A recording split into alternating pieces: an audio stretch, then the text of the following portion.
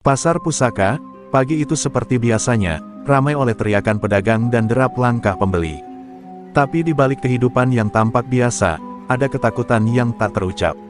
Setiap kali terdengar suara sepatu bot menghentak aspal basah atau suara motor menderu dari kejauhan, para pedagang kecil menunduk, menyiapkan uang recehan yang telah mereka sisihkan dengan getir. Mereka tahu siapa yang datang. Bukan pembeli, bukan pejabat, tapi Joyo, bajingan, sang penguasa pasar tanpa mahkota. Joyo bukan preman biasa, badannya tinggi, matanya tajam seperti pisau yang selalu diselipkan di pinggangnya. Luka bakar di pipi kirinya jadi tanda masa lalunya yang penuh api dan amarah. Tiap pagi, ia berkeliling pasar bersama 3 anak buahnya, Togar, Ipul, dan Randy, menarik uang keamanan, istilah halus dari pemalakan. Mereka tak bicara banyak, cukup satu anggukan kepala dari Joyo, dan para pedagang menyerahkan lembaran uang lusuh dengan tangan gemetar. Menolak berarti risiko dagangan dibanting, lapak dibakar, atau tulang patah. Namun tak semua orang takut. Di sebuah sudut pasar, seorang ibu tua penjual sayur, Bu Lastri, tetap menatap Joyo dengan mata jernih.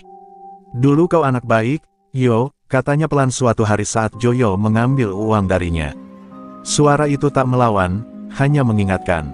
Tapi Joyo tak menggubris, meski langkahnya sempat goyah. Ia tak bisa menunjukkan keraguan di depan anak buahnya, sebuah kelemahan bisa berujung pemberontakan di dunia gelap yang ia kuasai. Warga pasar diam, tak ada yang berani bersuara, bahkan ketika Joyo menghancurkan lapak pemuda baru yang mencoba berjualan tanpa izin. Di balik ketakutan itu, diam-diam ada amarah yang tumbuh. Pedagang makin sulit bertahan, harga sewa lapak tinggi, ditambah setoran ke Joyo, membuat mereka seperti budak di tanah sendiri.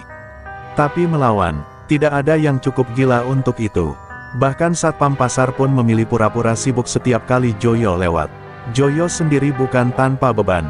Setiap malam ia duduk di ujung warung kopi, menghisap rokok sambil menatap langit.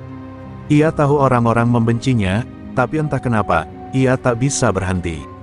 Dendam masa kecilnya masih membara. Dulu, ibunya yang hanya penjual pecel dipukuli preman pasar karena tak mau bayar setoran.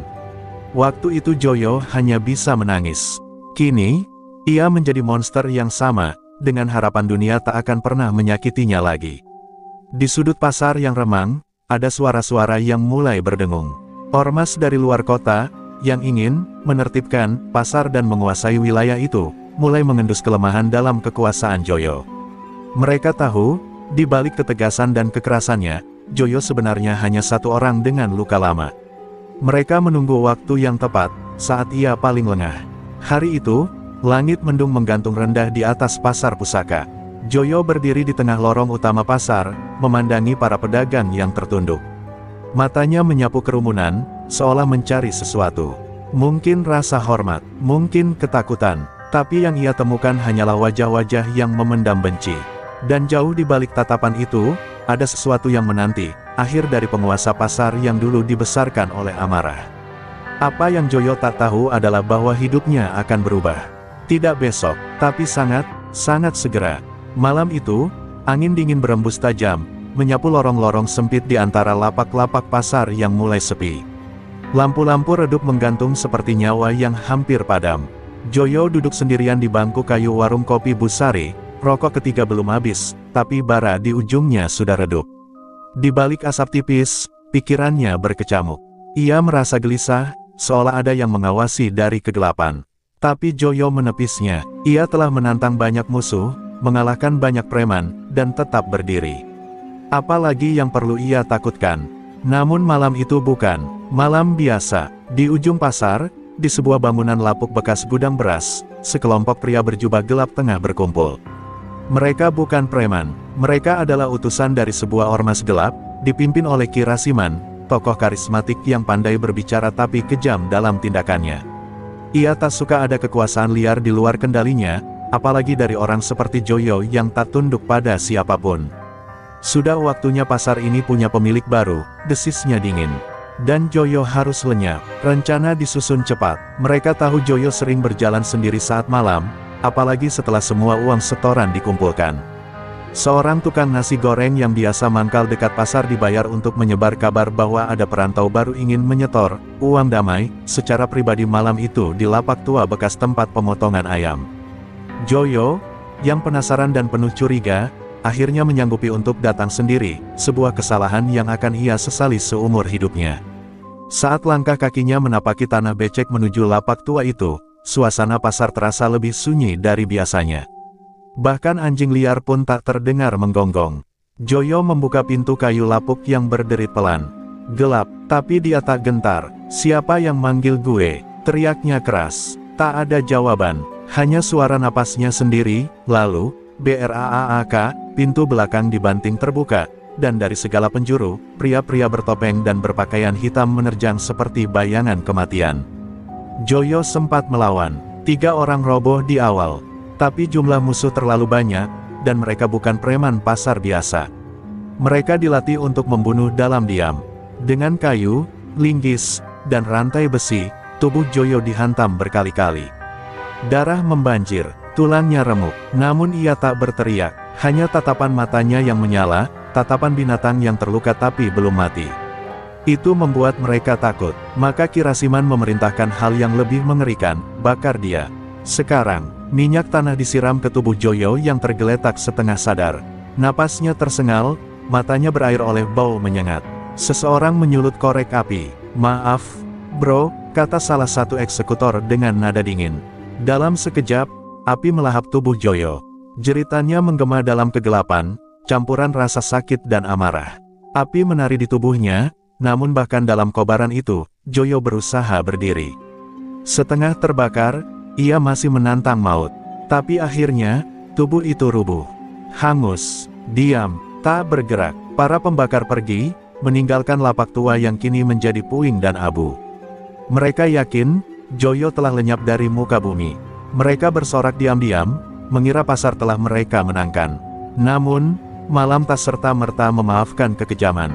Karena di sela-sela bara, di antara sisa-sisa daging terbakar dan tulang yang retak, ada satu bagian dari Joyo yang tak ikut mati, dendam.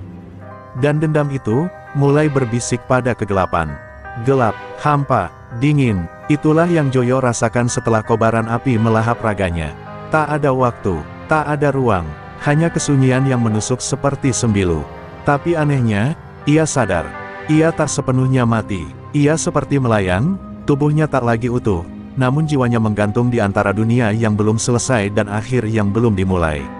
Di ruang gelap tak berbatas itu, terdengar bisikan-bisikan aneh, suara-suara asing yang tak berbentuk, memanggil namanya, merayunya untuk pasrah, untuk menyerah.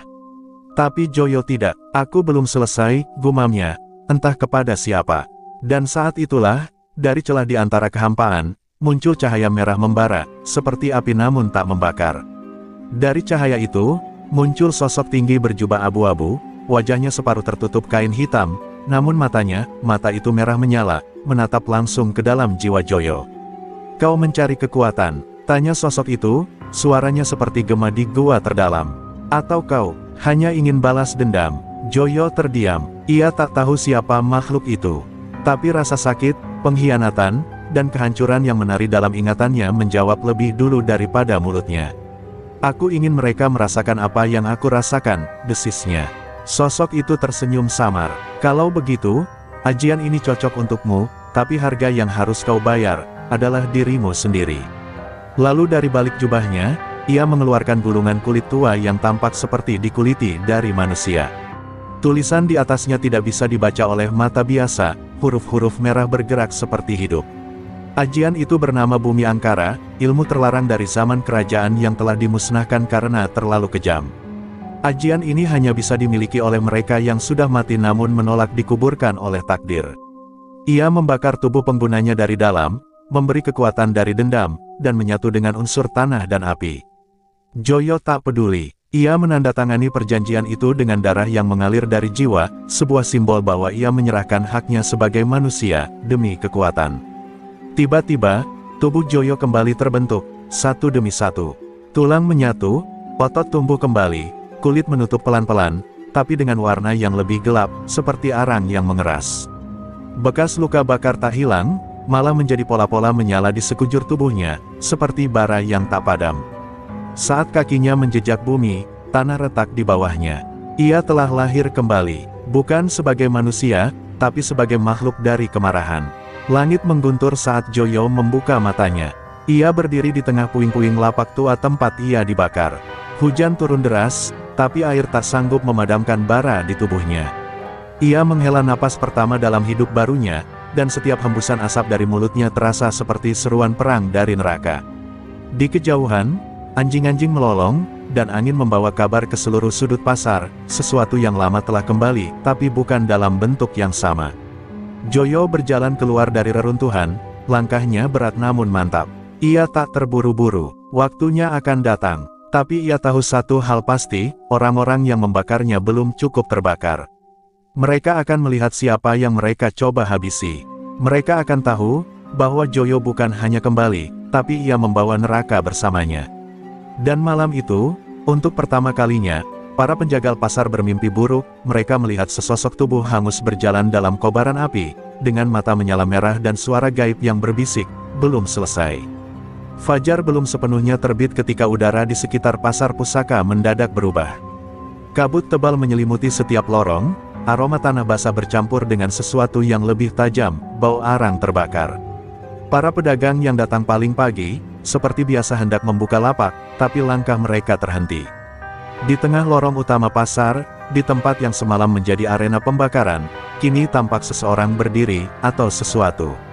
Sosok tinggi, berkulit gelap seperti batu bara, dengan mata merah menyala dan uap panas mengepul dari tubuhnya. Joyo telah kembali. Para pedagang lari tunggang langgang, mengira mereka melihat hantu. Beberapa jatuh pingsan di tempat. Bu Lastri, yang datang lebih lambat dari biasanya, hanya berdiri membeku sambil memegangi tas anyamnya. Ya Allah, bisiknya, tapi sosok itu hanya memandang sekeliling dengan tenang, seolah sedang menakar dunia baru yang kini ia injak. Dan tanah di bawah kakinya, mulai retak pelan-pelan, seperti tidak sanggup menahan beban dendam yang menempel di tubuh barunya. Kabar tentang kembalinya Joyo menyebar seperti api disiram bensin. Dalam hitungan jam, orang-orang pasar membicarakan penampakan itu dengan nada gemetar. Beberapa menyebutnya roh gentayangan, yang lain bilang makhluk ajian neraka, namun semua sepakat Joyo tak mungkin masih hidup, tapi juga tak bisa dianggap mati. Di markas Ormas Kirasiman, para algojo yang ikut membakar Joyo mulai ketakutan. Salah satu dari mereka, Ipul, bahkan mengurung diri dan terus memutar ayat-ayat ruqyah di ponsel sambil menangis ketakutan. Kirasiman sendiri mencoba menyangkal. Itu hanya kabar bohong untuk menakut-nakuti kita, katanya dengan nada tegas. Tapi wajahnya tak setegas ucapannya. Ia tahu, ajian semacam itu bukan dongeng. Ia pernah mendengarnya dari gurunya dahulu, ajian bumi angkara, ilmu yang bisa membangkitkan orang dari kematian, tapi menjadikan tubuh mereka wadah bagi kekuatan tak dikenal. Kalau dia benar kembali dengan ajian itu, maka kita harus buru-buru bertindak, ujarnya, kali ini dengan suara lebih rendah, seperti mengakui bahwa mereka telah menyentuh sesuatu yang seharusnya tidak dibangunkan. Sementara itu, Joyo mulai menapaki pasar yang pernah ia kuasai. Tapi kali ini, bukan untuk menindas. Ia hanya berdiri diam di depan lapak-lapak yang dahulu ia palak. Tidak berkata-kata, hanya memandangi wajah-wajah yang dulu tunduk kepadanya. Beberapa dari mereka menangis, tapi Joyo tak lagi punya tempat untuk air mata. Ia bukan manusia lagi. Ia hanya memiliki satu hal yang tersisa, kehendak untuk menghabisi semua yang menyakitinya, namun dengan cara yang lebih besar, lebih kejam, dan lebih tak terduga. Namun, yang mengejutkan, ia tidak langsung menyerang. Justru sebaliknya, Joyo mulai membantu para pedagang. Ia mendorong gerobak Bu Lastri, memperbaiki tenda lapak yang roboh, dan mengusir pencopet yang mencoba kabur dengan uang hasil jualan. Tapi semua itu dilakukan dalam diam, tanpa senyum, tanpa sepatah kata pun. Perbuatannya mulai menimbulkan kegelisahan. Siapakah dia kini, penebus dosa, atau malaikat pembalasan? Dalam sepekan, pasar pusaka berubah. Preman-preman kecil pergi. Para pedagang kembali tersenyum walau masih menyimpan takut. Namun satu hal pasti, bayangan sosok tinggi dengan mata menyala yang kadang muncul di ujung lorong, seperti penjaga dari dunia lain, memberi mereka rasa aman sekaligus ancaman. Karena mereka tahu, jika Joyo ada di pihak mereka sekarang, maka neraka pun bisa menjadi pelindung, selama kau tidak mengkhianatinya. Malam pertama setelah Joyo kembali jadi penunggu pasar, langit seperti ikut mengamati. Hujan rintik turun tak henti-henti, seolah menahan amarah yang belum tumpah. Di dalam sebuah rumah petak di pinggir kota, Ipul, salah satu algojo yang membakar Joyo, duduk bersandar di pojok kamar. Matanya merah, napasnya tak beraturan. Di tangannya, Al-Quran kecil yang terus dibaca meski lidahnya gemetar. "Ampuni aku, Gusti, aku nggak tahu dia bakal balik. Aku cuma ikut perintah," bisiknya berulang-ulang. Tapi malam itu, tak ada doa yang cukup kuat menahan yang datang. Pukul 2 dini hari, listrik di kawasan itu padam. Di luar, suara ranting patah terdengar pelan, lalu langkah kaki menyeret di atas aspal. Ipul bangkit, matanya liar memandang jendela. Kabut mulai merayap ke dalam celah rumah. Lalu, duk-duk-duk, ketukan keras di pintu depan. Ipul memekik. Ia tahu, itu bukan manusia biasa. Ia mencoba kabur lewat jendela belakang, tapi sebelum tubuhnya berhasil melompat, bayangan hitam berdiri di situ, tinggi, terbakar, matanya merah seperti bara. "Kau ikut membakar aku," desis suara itu, dalam dan menggema. Jeritan Ipul memecah malam, lalu hening. Hanya bau daging hangus yang tersisa. Keesokan harinya, warga menemukan rumah itu kosong. Tak ada mayat, tak ada darah. Hanya tanda tapak kaki hitam membakar lantai kayu, dan di tengah kamar, tersisa bekas api bundar di mana jantung seseorang seolah meleleh di sana. Polisi datang, bingung, tak bisa menjelaskan apapun. Tapi para pedagang tahu, mereka tahu satu persatu para pembakar akan mendapat gilirannya. Dan ketakutan mulai menular. Giliran berikutnya, Narto. Ia ditemukan seminggu kemudian di selokan belakang ruko, matanya terbuka lebar, membeku dalam ketakutan, dan mulutnya menghitam seperti pernah berteriak hingga pita suaranya meledak. Tubuhnya tidak terluka, tapi seluruh urat nadinya berubah jadi abu di dalam.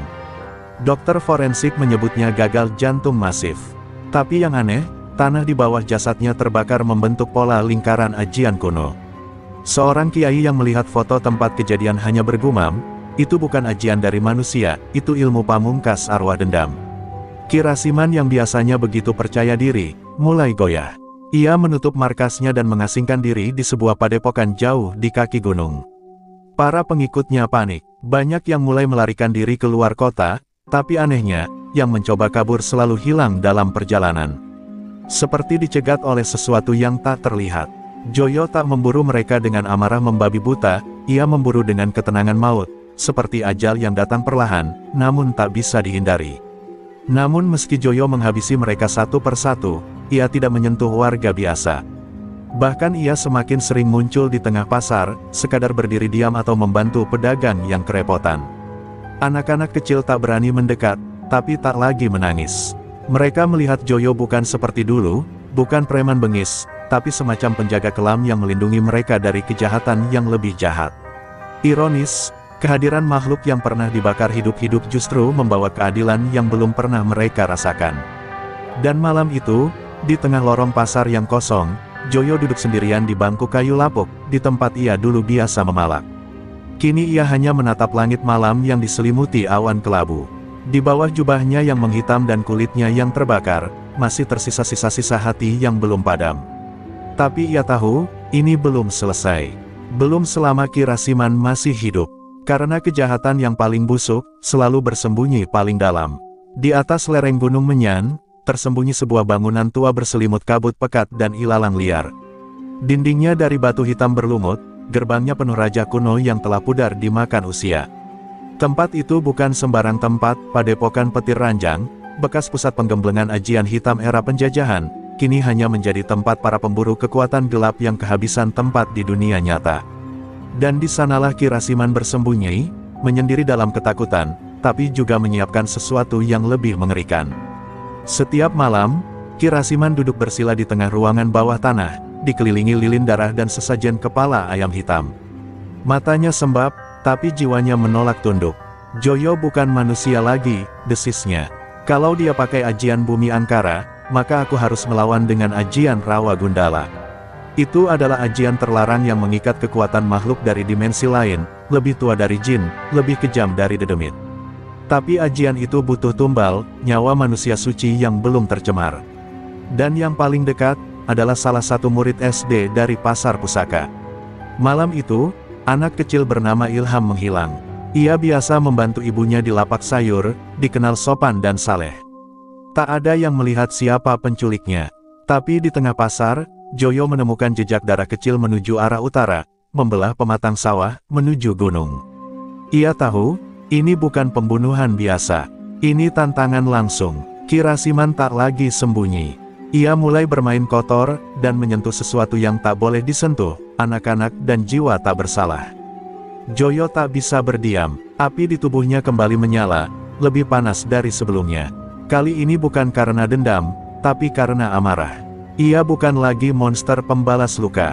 Ia mulai menjadi penjaga, dan malam itu, ia melangkah menuju gunung, melewati ilalang yang kering seolah menyambutnya. Langkah kakinya membakar jejak, dan setiap binatang yang berpapasan lari tunggang langgang.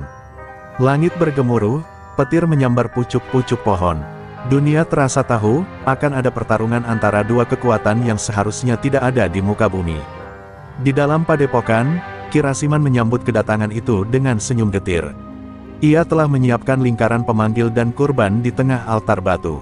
Ilham diikat, matanya tertutup kain, tubuhnya gemetar tanpa tahu apa yang akan terjadi. "Kau datang juga, Joyo," ucap Rasiman, meski tubuhnya sudah menggigil. Suara langkah membakar perlahan-lahan mendekat. Dan saat pintu batu terbuka, sosok Joyo berdiri tegap di ambang gelap, mata menyala merah seperti bara, tapi sorotnya kali ini berbeda, ada marah, dan juga kasihan. "Jangan sentuh anak itu," suara Joyo berat, tapi tenang. Rasiman tertawa, lalu tubuhnya melayang ke udara. Ajian Rawa Gundala sudah mulai merasukinya, urat-urat di wajahnya mencuat, dan angin dalam ruangan mulai berputar membentuk pusaran gaib. "Kalau kau makhluk dari neraka, maka mari kita berperang di neraka yang sebenarnya," teriak Rasiman, lalu menghentakkan kedua tangan ke lantai batu. Cahayanya menyilaukan. Sesuatu dari dimensi kelam mulai menyembul dari balik lingkaran darah. Tapi Joyo tidak bergerak, ia hanya menunduk sejenak, memejamkan mata. Dan dari tubuhnya, ajian bumi angkara kembali menyala, kini tak hanya merah, tapi juga menghitam seperti magma. Dinding padepokan mulai retak, langit di atas gunung menghitam pekat. Pertarungan antara dua ajian terlarang dimulai, bukan untuk balas dendam, tapi demi menyelamatkan satu jiwa kecil dari kegelapan yang lebih tua dari waktu. Langit di atas gunung Menyan berubah muram seolah sedang berduka. Petir menyambar tanpa suara, seolah takut mengganggu pertarungan yang akan mengubah tatanan gaib dan dunia manusia. Di dalam padepokan petir ranjang, aura pekat seperti hisapan jurang menelan cahaya. Joyo berdiri kokoh, tubuhnya berselimut bara merah menyala, sementara Kirasiman telah berubah wujud menjadi sosok tak sepenuhnya manusia, kulitnya bersisik hitam, matanya berubah menjadi lubang gelap tak berujung. Di sekeliling mereka, angin berputar kencang, memecahkan dinding dan menggugurkan patung-patung kuno. Ilham, bocah kecil yang menjadi tumbal, terbaring di altar batu dengan tubuh gemetar dan air mata mengalir. "Sudah terlambat untuk menyesal, Joyo," teriak Kirasiman, suaranya menggelegar seperti dua makhluk berbicara sekaligus. Ia menghentakkan tangan ke tanah, dan dari balik retakan batu, keluar bayangan hitam panjang seperti lidah iblis. Bayangan itu menjulur cepat ke arah Joyo. Namun Joyo hanya menoleh sedikit, dan dari tubuhnya meledak gelombang panas yang langsung membakar ujung bayangan itu menjadi debu. "Kalau kau pikir aku datang untuk berdamai, kau salah," gumam Joyo, suaranya rendah namun bergetar dengan kuasa yang tak bisa ditolak. Mereka saling menyerang, bayangan dan api bertabrakan di udara, menciptakan ledakan tak kasat mata yang mengguncang tanah. Setiap hantaman membuat ruangan bergetar seperti gempa, dan setiap serangan mengoyak dimensi realitas. Dalam satu momen, Kirasiman melayang di udara, lalu menghujamkan hujan bayangan tajam dari atas. Joyo membentangkan lengannya, dan dari tubuhnya keluar perisai api yang berputar cepat, membakar setiap serangan sebelum sempat menyentuh tanah. Namun Kirasiman terlalu kuat.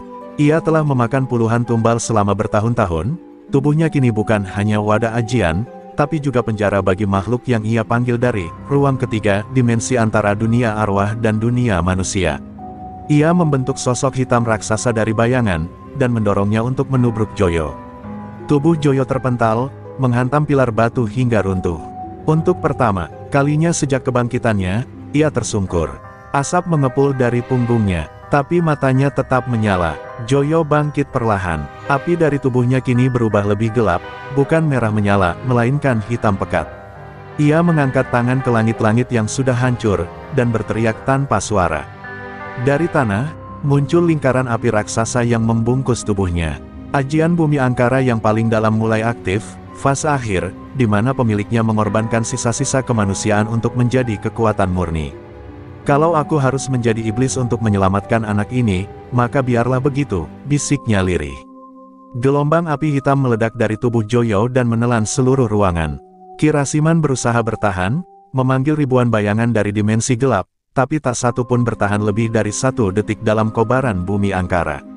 Suara jeritan-jeritan gaib memenuhi ruangan. Batu meleleh, udara bergetar. Di tengah kobaran api, 2 sosok bertabrakan, Joyo dan Rasiman, makhluk api dan makhluk bayangan, bersatu dalam ledakan maha dahsyat yang mengguncang lereng gunung. Lalu hening, api padam, bayangan lenyap, ruangan runtuh perlahan. Di antara reruntuhan batu dan debu panas, Joyo berdiri sendiri. Tubuhnya penuh luka, kulitnya tak lagi hitam menyala, hanya abu-abu kusam. Ia melangkah terlatih ke altar batu dan mengangkat Ilham dalam pelukannya. Anak itu masih hidup, dan menangis pelan. Joyo menatap langit, untuk pertama kalinya sejak kematiannya, dan sebuah tetes air jatuh dari matanya, bukan air mata, tapi cairan hangus seperti besi yang meleleh.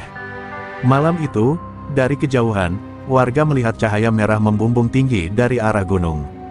Tapi tak ada yang berani mendaki untuk mencari tahu. Dan besoknya, Ilham ditemukan tertidur di pelukan batu di pinggir pasar, tubuhnya utuh. Sementara itu, Ki Rasiman hilang, tanpa jasad, tanpa jejak. Tapi dari tanah tempat padepokan dulu berdiri, tumbuh pohon mati yang mengeluarkan uap gelap setiap malam Jumat Kliwon. Tanda bahwa kegelapan belum sepenuhnya padam, dan Joyo belum selesai. Setelah pertarungan hebat itu, gunung Menyan seakan menjadi sunyi, tapi keheningan itu malah mengundang kegelisahan baru.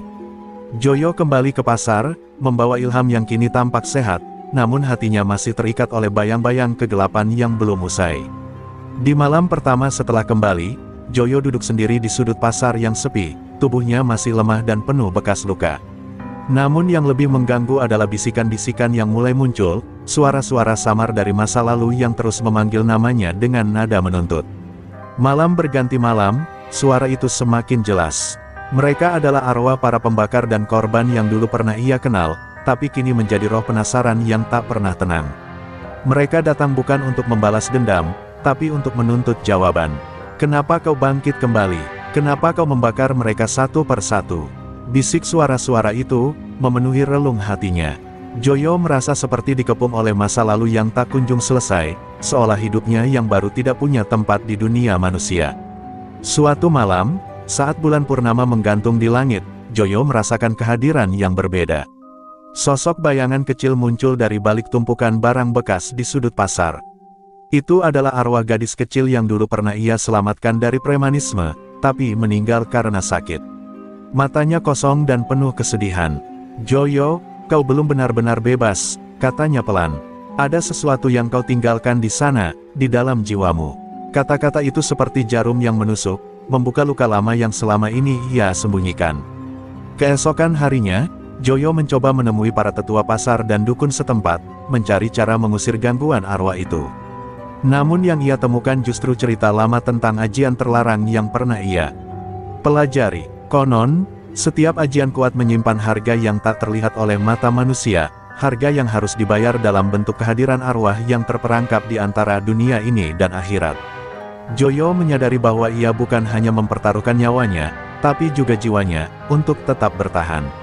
Semakin hari, gangguan itu makin menjadi. Arwah-arwah itu tak hanya datang dalam bentuk suara, tapi mulai muncul secara fisik di pasar. Pedagang dan warga menjadi takut, menghindar dari tempat yang dulu menjadi pusat kehidupan mereka. Joyo sendiri mulai kehilangan kendali atas kekuatannya, api hitam yang dulu membakar kini berubah menjadi dingin dan mematikan. Ia merasa ada sesuatu yang menghisap energi dari dalam dirinya, mengancam untuk mengembalikannya ke kegelapan total. Namun, di tengah kekalutan itu, Ilham yang kini mulai mengerti keadaan Joyo, berani maju dan menawarkan bantuan. Kita harus menemukan asal mula ajian itu, Joyo. Jika kau tidak membersihkan itu, mereka tak akan pernah pergi, kata Ilham dengan suara yang tegas, meski masih bocah. Joyo menatapnya dengan rasa haru dan kelelahan. Ia tahu, perjalanan ini belum selesai dan ia tidak bisa berjalan sendirian lagi. Malam berikutnya, Joyo dan Ilham memutuskan untuk kembali ke lereng Gunung Menyan, mencari sisa-sisa padepokan dan petunjuk tentang ajian terlarang yang bisa menyelamatkan jiwa-jiwa yang terperangkap. Mereka tahu ini adalah ujian terakhir untuk Joyo, apakah ia akan terus terperangkap dalam kegelapan, ataukah ia bisa benar-benar menjadi pelindung yang dibutuhkan warga pasar dan dirinya sendiri. Saat mereka menapaki jalan setapak yang sunyi dan gelap, angin dingin menyapu wajah mereka, membawa aroma asap dan tanah basah. Dari kejauhan, suara tangisan dan tawa menyeramkan terdengar. Joyo menghela napas dalam, menggenggam tangan Ilham erat. "Kita harus siap," katanya pelan.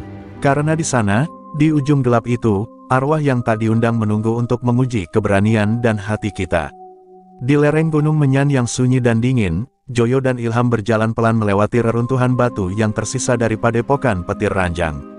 Suasana di sana lebih menyeramkan dari sebelumnya, bayangan gelap melingkupi pepohonan, dan udara dipenuhi aroma dupa basi serta tanah lembab.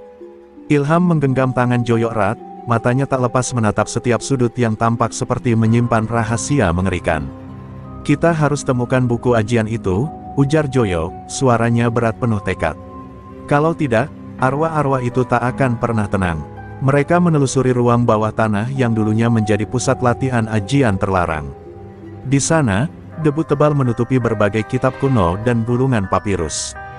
Joyo mengambil sebuah buku besar yang kulitnya terbuat dari kulit ular hitam, bertuliskan huruf kuno yang berkilau samar di bawah sinar senter. Dengan hati-hati, ia membuka halaman demi halaman, membaca mantra dan ritual yang selama ini tersembunyi. Ajian Bumi Angkara, ajian Rawa Gundala, dan ajian-ajian lain yang bahkan ia tidak berani bayangkan keberadaannya tertulis di sana. Namun, semakin dalam membaca, Joyo mulai merasakan hawa dingin yang menusuk hingga ke tulang. Ada peringatan keras di akhir kitab itu, pengguna ajian ini harus siap menanggung beban jiwa yang tak berkesudahan. Setiap kekuatan besar akan mengikat roh dan membawanya ke jurang gelap abadi. Ilham yang mendengar kata-kata itu merinding, tapi Joyo hanya mengangguk pelan. Ia sadar, jalan untuk membebaskan arwah-arwah itu tak semudah yang dibayangkan. Tiba-tiba, suara gemerisik terdengar dari balik tumpukan batu. Sebuah bayangan melesat cepat dan menyerang mereka berdua. Joyo spontan melindungi Ilham dengan perisai api hitam yang baru saja ia pelajari dari kitab. Bayangan itu pecah menjadi kabut gelap dan hilang sebelum bisa melukai mereka. "Mereka tidak ingin kita menemukan rahasia ini," kata Joyo. Arwah-arwah jahat itu berusaha menjaga pintu neraka tetap tertutup. Meski takut, Joyo dan Ilham memutuskan untuk melanjutkan pencarian. Mereka mengikuti petunjuk kitab menuju gua kecil yang tersembunyi di balik air terjun. Di dalam gua, mereka menemukan sebuah altar batu yang penuh dengan simbol dan tulisan merah darah. Di tengah altar terletak sebuah keris berukir naga yang mengeluarkan aura dingin menusuk. "Inilah kunci untuk menutup kembali ajian terlarang ini," bisik Joyo. Tapi ia tahu, menggunakan keris itu tidak akan mudah, dan bisa jadi mengorbankan sesuatu yang sangat berharga. Ilham memandang Joyo dengan tatapan penuh harap dan keteguhan. "Kita harus melakukannya bersama," katanya. Joyo mengangguk, rasa takut dan harapan bercampur dalam dadanya. Ia tahu pertempuran berikutnya bukan hanya melawan makhluk gaib, tapi juga melawan dirinya sendiri, keraguan, rasa sakit, dan bayangan masa lalu yang terus menghantuinya. Semua harus ia hadapi demi menyelamatkan pasar dan orang-orang yang dicintainya. Di luar gua, malam semakin gelap dan angin mulai berhembus kencang. Joyo mengangkat keris itu ke udara, cahaya merahnya menyinari wajah mereka yang penuh tekad. "Ini bukan hanya tentang kekuatan," katanya lirih. "Ini tentang keberanian untuk menghadapi kegelapan, dalam dan luar." Ilham menggenggam tangannya, dan bersama mereka bersiap menghadapi ujian terakhir yang akan menentukan nasib jiwa dan dunia mereka. Malam itu, di dalam gua yang sunyi dan penuh aura mistis, Joyo dan Ilham berdiri berhadapan dengan altar batu. Keris naga di tangan Joyo bergetar hebat, seolah menyimpan jiwa yang menanti untuk dibebaskan. Di luar, angin menderu keras membawa suara rintihan arwah yang terperangkap, semua menunggu keputusan terakhir yang akan mengubah segalanya. Joyo tahu, menggunakan keris ini berarti ia harus membayar harga tertinggi, nyawanya sendiri atau jiwa Ilham yang tak berdosa. Dengan napas dalam, Joyo melantunkan mantra yang tertulis di kitab. Suara serak dan penuh keyakinan menggema dalam gua. Api hitam menyala di sekeliling mereka, memisahkan dunia manusia dan dunia arwah. Arwah-arwah yang selama ini mengganggu pasar mulai muncul satu persatu, raut wajah mereka berubah dari kesakitan menjadi damai. Tapi dari kegelapan, muncul bayangan hitam yang lebih besar dan mengerikan dari sebelumnya, wujud kegelapan murni yang ingin menjaga ajian terlarang tetap hidup. Pertarungan terakhir pun terjadi. Joyo mengayunkan keris naga dengan segenap kekuatannya, melawan bayangan kegelapan itu yang mencoba menyerap seluruh cahaya. Ilham berdiri di sampingnya, memanggil semangat warga pasar yang dulu pernah dibela Joyo, yang kini dalam bentuk cahaya samar membantu melawan kegelapan. Tubuh Joyo mulai melemah, luka lama dan beban ajian terlarang mulai merenggut tenaganya. Namun, keberanian dan cinta menjadi bahan bakarnya untuk terus bertahan. Di puncak pertarungan, Joyo sadar bahwa satu-satunya cara untuk menutup ajian itu adalah dengan mengorbankan dirinya. Dengan air mata dan suara yang bergetar, ia menyerahkan keris itu ke dalam api hitam yang membakar bayangan kegelapan, menyatukan dirinya dengan api dan cahaya. "Maafkan aku, Ilham, aku harus pergi demi damai kita semua," katanya. Ilham menahan tangis, memegang tangan Joyo erat hingga detik terakhir. Ketika api dan bayangan bertemu dalam ledakan cahaya, gua itu bersinar terang luar biasa. Semua arwah yang terperangkap akhirnya bebas, melayang menuju kedamaian. Pasar yang dulu penuh ketakutan kini diselimuti cahaya hangat yang menenangkan. Warga yang sempat takut mulai kembali, membawa harapan baru yang tumbuh dari pengorbanan dan perjuangan Joyo. Pagi harinya, di tempat gua itu, hanya tersisa keris naga yang tergeletak di batu, kini dingin dan tak bernyawa. Ilham berdiri di sana, menatap langit dengan penuh rasa syukur dan haru. "Joyo, kau adalah pelindung sejati kami," bisiknya lirih. Dari kejauhan, angin lembut membawa suara bisikan syahdu, seolah Joyo kini menjadi bagian dari alam, penjaga pasar dan jiwa-jiwa yang ia cintai. Pasar itu pun berubah. Dari kisah kelam, tumbuh legenda tentang preman yang pernah dibakar hidup-hidup, bangkit kembali dengan ajian terlarang, lalu menjadi pahlawan sejati yang rela mengorbankan segalanya demi kedamaian. Joyo bukan hanya sosok bayangan masa lalu, tapi cahaya baru yang abadi bagi warga yang dulu ia lindungi. Dan di balik setiap sudut pasar, suara-suara kecil anak-anak kini tertawa bebas, tanpa takut pada bayang-bayang kegelapan yang pernah mengancam mereka.